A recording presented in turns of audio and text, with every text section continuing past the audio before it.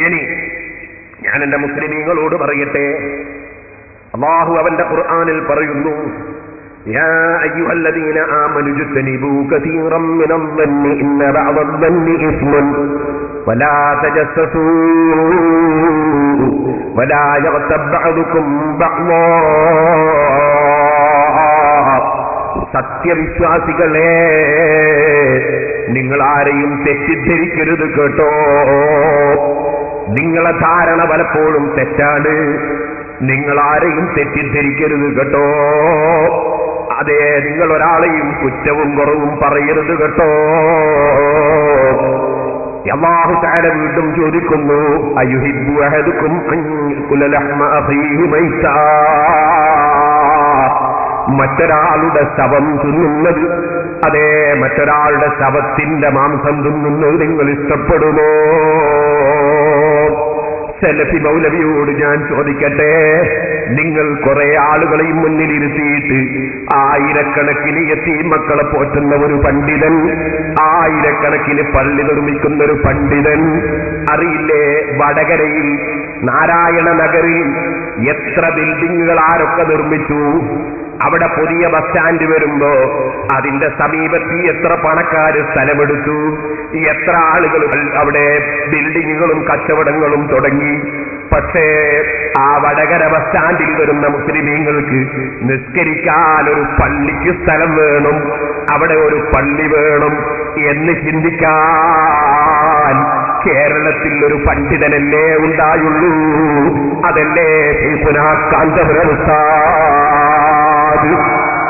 ഇന്നും നാദാപുരം ഭാഗത്തുള്ള സാധുക്കളായ ഞങ്ങൾ വടകര പോകുമ്പോ ഞങ്ങൾക്ക് നിസ്കരിക്കാനുള്ളൊരു പള്ളി അതുതന്നെയല്ലേ.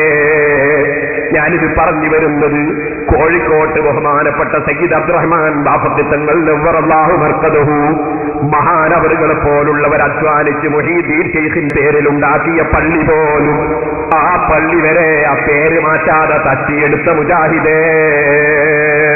സുന്നികൾക്ക് കയറി കോഴിക്കോട്ട് നിന്ന് നിസ്കരിക്കാനൊരു സൗകര്യമില്ലാത്ത കാലമായിരുന്നില്ലേ?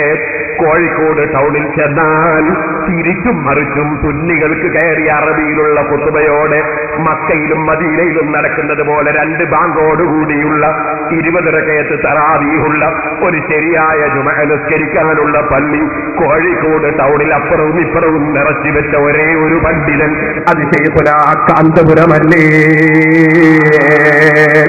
ഈ പാവപ്പെട്ടവൻ അവിടുത്തെ ശിഷ്യന്മാരെ ഏറ്റവും എളിയവനാണ്.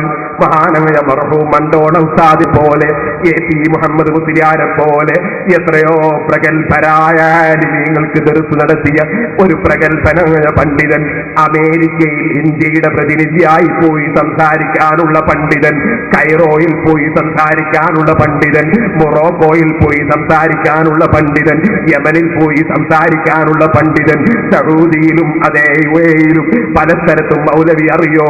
മൗലവി ഇവിടുന്ന് പറഞ്ഞു, അതാ ശൈഖുനെയും ഷോട്ടാ ശൈഖുനെയും പോയിട്ട് പെർമിറ്റ് കിട്ടിയില്ലെന്ന്. എന്നാ മൗലവിക്കറിയാമോ? അബൂദാബിയിലെ ഔക്കാഫിന്റെ കീഴിൽ, ഔക്കാഫിന്റെ കാറിൽ, ഔക്കാഫിന്റെ റൂമിൽ ഉസ്താദ് അതിഥിയായി റമദാനിലേക്ക് അവിടുത്തെ ഭരണാധികാരി ശൈഖ് ഖലീഫ ക്ഷണിച്ചിട്ട് പോയിരിക്കുകയാണ് കേട്ടോ. മൗലവി പറയുന്ന കള്ളം കേട്ട് എന്റെ മാന്യ മുസ്ലിമീങ്ങൾ പെട്ടുപോകണ്ട, ആലിമീങ്ങളെ ഗീബത്ത് പറയണ്ട. ലാ തഗ്തബൽ അഹദൻ ഫളൻ അനിൽ ഉലമാ വലൗ ബിസൗദിൻ ലിമാ ഫി ലഹ്മിഹിം ദൂഖു ഇന്ന الضعف إذا ما كنت تأكله ولو بجهل جرى في نفسك التلف. മോനെ, നീ അറിയാതെ വിഷം വയറ്റിലാക്കിയാലും നഞ്ഞ് നീ വയറ്റിലാക്കുന്നത് വിവരം അറിയാതെയാണെങ്കിലും നീ മരിച്ചു പോവുകയില്ലേ? അതുപോലെ പണ്ഡിതന്മാരെ ഗീബത്ത് നീ മറന്നിട്ട് പറഞ്ഞാലും അറിയാതെ പറഞ്ഞാലും നിന്റെ ഈമാനിന് കേടുവരും കേട്ടോ. ഇത് സലഫിയെ ഉപദേശിക്കുന്നു, സലഫിയെ പിന്തുടരുന്നവരെയും ഉപദേശിക്കുന്നു. കേട്ടിട്ടില്ലേ ഇമാം നബവി റളിയല്ലാഹു അൻഹുവിനെ ആക്ഷേപിച്ച് സംസാരിച്ചു പോയി വേറെ ഒരു പണ്ഡിതൻ, അത് അല്ലാമാ റീമി റഹിമഹുള്ളയാണ്. പണ്ഡിതനാണ്, പക്ഷേ ഇമാം നബവി ആക്ഷേപിച്ചു പോയി. അതിന്റെ പേരിൽ മരിച്ചു കിടക്കുന്ന സ്ഥലത്ത് പതിനായിരക്കണക്കിന് അനുയായികളുള്ള സ്ഥലത്ത് മയ്യിത്ത് കിടത്തിയപ്പോൾ ഒരു പൂച്ചയെ പോലുള്ള മൃഗം വന്നിട്ട് അല്ലാമാ റീമിയുടെ വായിൽ നിന്ന് നാവ് കടിച്ചെടുത്ത് ഓടിപ്പോയ സംഭവം ഇബ്നു ഹജറുൽ അസ്ഖലാനിയും ഇമാം സുയൂത്തിയും രേഖപ്പെടുത്തിയില്ലേ? പണ്ഡിതനായാലും വേറെ ഒരു പണ്ഡിതനെ ഗീബത്ത് പറയരുത് കേട്ടോ, നിസ്സാരപ്പെടുത്തരുത് കേട്ടോ, ചീത്ത പറയരുത് കേട്ടോ.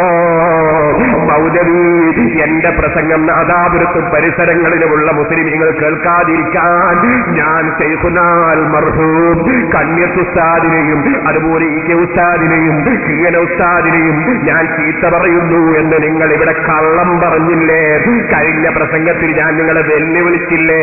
എന്റെ 30ഓളം കൊല്ലത്തെ ഏതെങ്കിലും ഒരു പ്രസംഗത്തിൽ മർഹൂം കീയന ഉസ്താദിനെയോ ഇ.കെ. ഉസ്താദിനെയോ കണ്യത്ത് ഉസ്താദിനെയോ ഞാൻ ചീത്ത പറഞ്ഞ ഏതെങ്കിലും ഒരു പ്രസംഗം അല്ലെങ്കിൽ ഏതെങ്കിലും ഒരു ലേഖനം തെളിയിക്കാൻ കഴിയുമോ എന്ന് ഞാൻ നിങ്ങളെ വെല്ലുവിളിച്ചില്ലേ മൗലവി? എന്നിട്ട് നിങ്ങൾക്ക് 4 ദിവസം പ്രസംഗിച്ചിട്ട് അങ്ങനെ ആ മഹാന്മാരെ ഞാൻ കുറ്റം പറഞ്ഞൊരു വാചകം നിങ്ങൾക്ക് തെളിയിക്കാൻ സാധിക്കില്ലല്ലോ. എന്തിനേ നിങ്ങൾ ഈ ഗീബത്തും പറഞ്ഞിങ്ങനെ നടക്കുന്നത്? എന്തിനേ നിങ്ങൾ ആ സാധാരണക്കാരെ വഞ്ചിക്കുന്നത്? നിങ്ങൾക്ക് മരണത്തെക്കുറിച്ച് ചിന്തയില്ലെങ്കിൽ, നിങ്ങൾക്ക് ആഖിറത്തിൽ വിശ്വാസമില്ലെങ്കിൽ, ഞങ്ങളുടെ നാട്ടുകാരായ മുഅ്മിനീങ്ങളെ നിങ്ങൾ എന്തിനു നരകത്തിലേക്ക് നയിക്കണം? മൗലവി പറയാണ്, പേരോട് മുനാഫിഖ, വഞ്ചന നടത്തുന്ന ആളാ. അതാണ് എനിക്ക് കേൾപ്പിക്കാൻ പോകുന്നത്.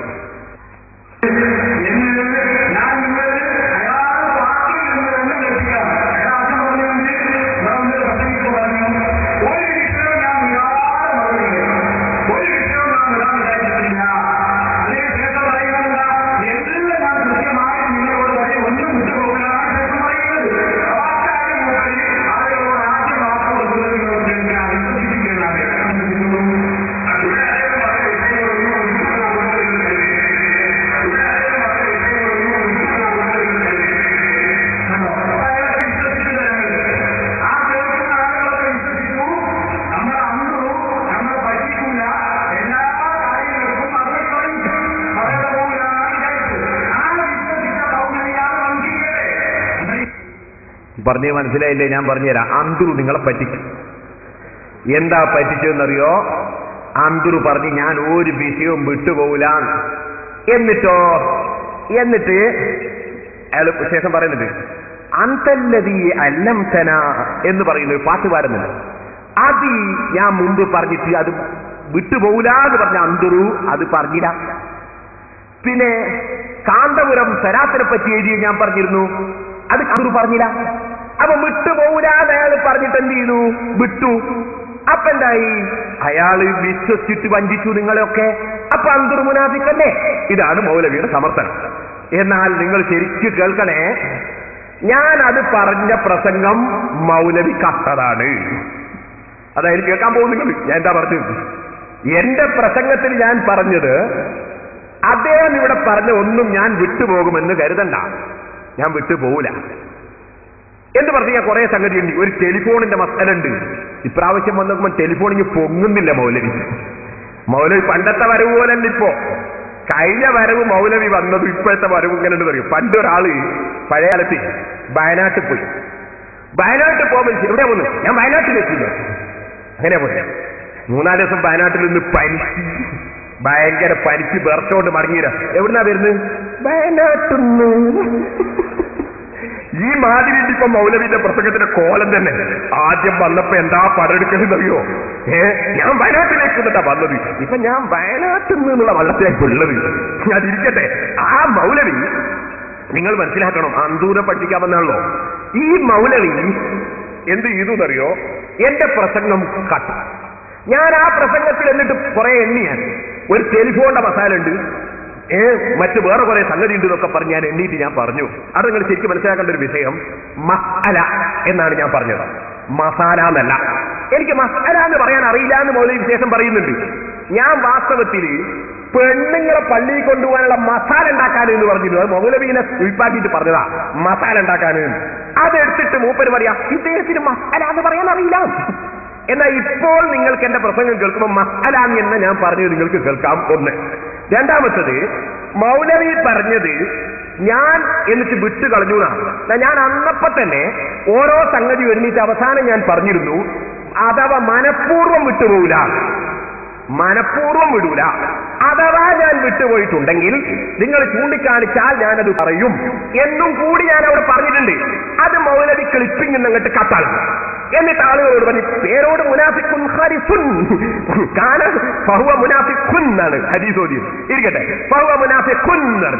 എന്നിട്ട് പേരോട് മുനാഫിഖാണെന്ന് തെളിവ് എന്റെ പ്രസംഗത്തിന്റെ മനഃപൂർവ്വം എന്ന വാചകം കട്ടിട്ട്, അതുപോലെ വിട്ടുപോയെങ്കിൽ നിങ്ങൾ പറഞ്ഞാൽ ഞാൻ അതും കൂടി പറയുമെന്ന് പറഞ്ഞ വാചകം വിട്ട് കട്ടിട്ട് മൗലവി എന്റെ ക്ലിപ്പ് കേൾപ്പിച്ചു. അതങ്ങളിപ്പോ കേട്ടത്.